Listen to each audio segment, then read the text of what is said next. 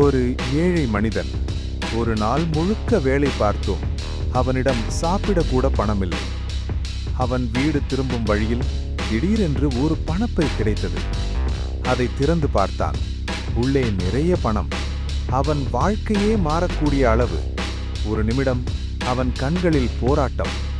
இந்த பணம் எனக்கு தேவை, ஆனா இது என்னோடதில்லை. சிறிது நேரம் யோசித்தான். பிறகு ஒரு முடிவெடுத்தான். அவன் அந்த பணப்பையை அதன் உரிமையாளரிடம் திருப்பிக் கொடுத்தான். அவர் யார் தெரியுமா?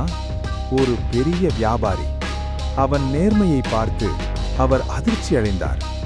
பணம் கொடுக்க முயன்றார். ஆனால் அந்த ஏழை மனிதன் மறுத்துவிட்டான். அந்த ஒரு நல்ல மனசு அவனுடைய வாழ்க்கையை மாற்றிவிட்டது.